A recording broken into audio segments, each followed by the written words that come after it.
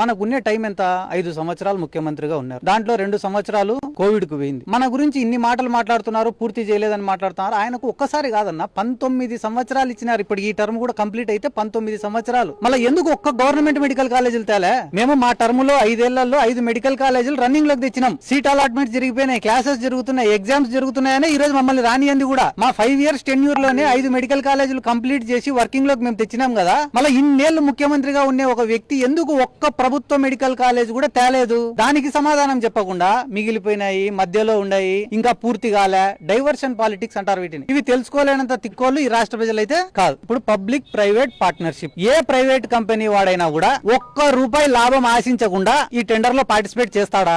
వానికి ఏం పని లేదా?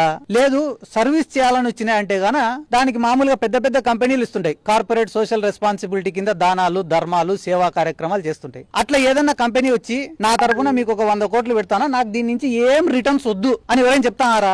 చెప్పడం లే కదా. అంటే ఏమి, ఎవడైతే ప్రైవేట్ కంపెనీ వాడు వచ్చి ఈ టెండర్స్ లో పార్టిసిపేట్ చేస్తున్నాడో వాడు రిటర్న్ లాభం ఆశించే ఈ కార్యక్రమానికి ఒడిగట్టినారు. ఈ రోజు అడ్డుకున్నారు. మళ్ళీ ఒక వారం తర్వాత పిల్లల ఎగ్జామ్స్ అయిపోయిన తర్వాత రేపు పీపీపీ మోడల్లో వచ్చిన ఆదోని గానీ, మిగతాది మార్కాపురంది గానీ, లేకుంటే పులివెందుల దాని దగ్గరకు గానీ, వీటన్ని చోటికి పోమా? మేము ఖచ్చితంగా పోతాం. జగన్మోహన్ రెడ్డి గారు కూడా ఏదో ఒక చోట ఖచ్చితంగా పాల్గొంటా అని చెప్పి చెప్తున్నారు. ఇప్పుడు మనం అందరం కూడా ఆలోచించాల్సింది, గమనించాల్సింది ఒకటే విషయం అన్న, ఎందుకు ప్రభుత్వం మెడికల్ కాలేజీలు మీరు వద్దంటున్నారు? నిన్న మొన్న కొంతమంది మాట్లాడినట్టు చూసిన, ప్రభుత్వం దగ్గర అంత నిధులు ఉండవు, మేము హెల్త్ కేర్ సిస్టమ్ ని మేనేజ్ చేయలేము కాబట్టి ప్రైవేట్ వాళ్ళకి ఇస్తామంటే, మాది ఒక చేతగాని ప్రభుత్వము, మా దగ్గర డబ్బులు లేవు, ఉన్న ఆ డబ్బులను పేదవాళ్లకు మేము ఖర్చు పెట్టలేము, పేదవాళ్లకు ఈ మెడికల్ కాలేజీల యొక్క ఇన్ఫ్రాస్ట్రక్చర్ కి మేము ఖర్చు పెట్టలేము, ఎవడో బయటోడు వచ్చి సాయం చేస్తే తప్ప మేము ఏమి పీకలేము అని చెప్పి చెప్పినట్లు.